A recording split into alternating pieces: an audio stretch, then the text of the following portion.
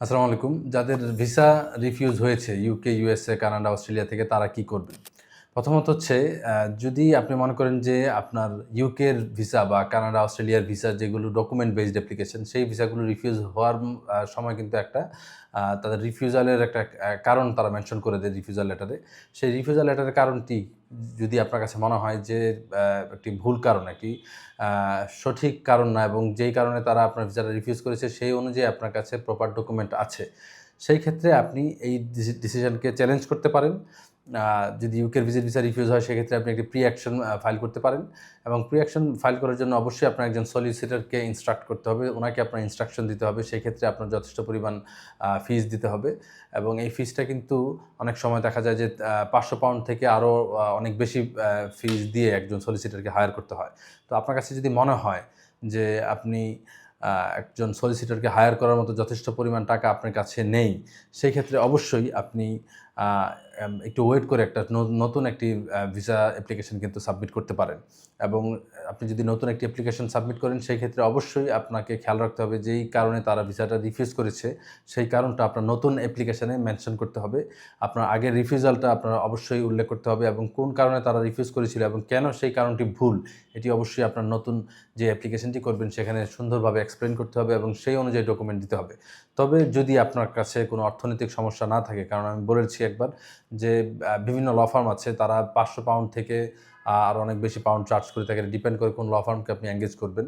যদি একটি ভালো সলিসিটর ফার্মকে আপনি এনগেজ করার জন্য তাদেরকে আপনার ইনস্ট্রাকশন দেওয়ার জন্য আপনার কাছে কোনো রকম অর্থনৈতিক ডিফিকাল্টিজ না থাকে, সেক্ষেত্রে অবশ্যই আপনি একজন সলিসিটরকে হায়ার করে আপনি আপনার যে রিফিউজালটি আছে এটির সাথে, সাথে চ্যালেঞ্জ করুন। চ্যালেঞ্জ করে আপনি প্রি অ্যাকশনের স্টেজে যান। অবশ্যই আপনাকে সব ডকুমেন্ট আপনার আগের যে ডকুমেন্টগুলো আপনি সাবমিট করেছেন, সেই অনুযায়ী আপনার এই প্রি অ্যাকশন লেটারটি এক্সপ্লেইন করতে হবে এবং সেই অনুযায়ী আপনার যেই অ্যাপ্লিকেশনটা সাবমিট করেছেন, সেই অ্যাপ্লিকেশনে যেই ডকুমেন্টগুলো ছিল, সেই অনুযায়ী কিন্তু তারা আপনার প্রি অ্যাকশনটা অ্যাসেস করবে। সেক্ষেত্রে আপনার খুব ভালোভাবে খেয়াল রাখতে হবে যে কেন তাদের এই রিফিউজালটা ভুল ছিল এবং আপনি যথেষ্ট পরিমাণ ডকুমেন্ট দেওয়ার পরেও তারা প্রপারলি আপনার এই ডকুমেন্টগুলো অ্যাসেস করতে পারেনি দেখেই তারা এই মিস্টেকটা করেছে।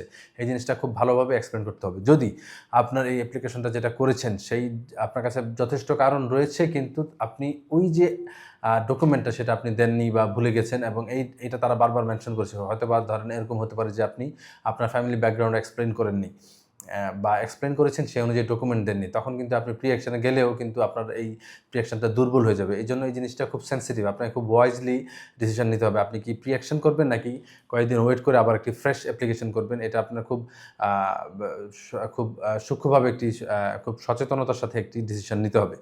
আপনি যদি মনে করেন যে আপনি সকল ডকুমেন্ট প্রপারলি সাবমিট করেছেন, সবকিছু নাইসলি এক্সপ্লেইন করেছেন, করার পরেও তারা আপনার ভিসাটা রিফিউজ করেছে, সেক্ষেত্রে অবশ্যই আপনি প্রি অ্যাকশনে যান। কিন্তু আপনি মনে করছেন যে আপনার এই ভিসার রিফিউজালটি ত্রুটিপূর্ণ, তারা যে রিফিউজ করেছে ত্রুটিপূর্ণ। কিন্তু একইভাবে আপনি এটিও জানেন যে যেই কারণে তারা রিফিউজ করেছে সেই অনুযায়ী আপনি ডকুমেন্ট দেননি। আপনি আপনার ফ্যামিলির সবকিছু এক্সপ্লেইন করেছেন, আপনার প্রফেশনের সবকিছু এক্সপ্লেইন করেছেন। কিন্তু আপনি সাপোর্টিভ যে ডকুমেন্টগুলো আছে সেগুলো আপনি সাবমিট করেননি।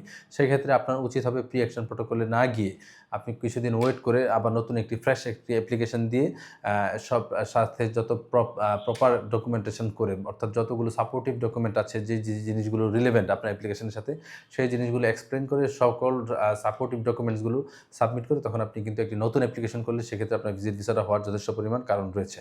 আচ্ছা, এখন যদি প্রি অ্যাকশনেও যদি আপনার ভিসাটি আপনার যে রিফিউজালটি সেটি যদি মেইনটেইন করে তারা যদি বলে যে আপনার যে রিফিউজালটি ছিল সেই ক্ষেত্রে তারা যদি বলে যে প্রি অ্যাকশন স্টেজে যে আপনার যে রিফিউজালটি ছিল সেটি সঠিক সিদ্ধান্ত ছিল। অর্থাৎ তারা যে রিফিউজ করেছে তারা তাদের ওই অরিজিনাল ডিসিশনটি যদি আবার মেইনটেইন করে তখন আপনি কী করবেন? তখন এই প্রি অ্যাকশনে যে আপনার সেকেন্ড টাইম রিফিউজ হয়েছে সেই ক্ষেত্রে আপনার জুডিশিয়াল রিভিউ স্টেজে যেতে হবে। সেইজন্য আমি আপনাকে বলছি আপনি খুব ভালোভাবে আপনার অ্যাপ্লিকেশনটি যখন রিফিউজ হয়ে যায় খুব ভালোভাবে আপনি সবকিছু অ্যাসেস করুন। আপনি দেখেন যে আপনার যে রিফিউজটা করেছে সেই রিফিউজ করার জন্য যে ডকুমেন্টগুলো দরকার ছিল সেই ডকুমেন্টগুলো আপনি সাবমিট করেছেন কিনা, সেই অনুযায়ী আপনি এক্সপ্লেনেশন দিয়েছেন কিনা।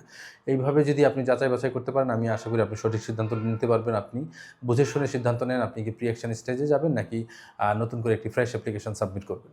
সবাইকে অনেক ধন্যবাদ।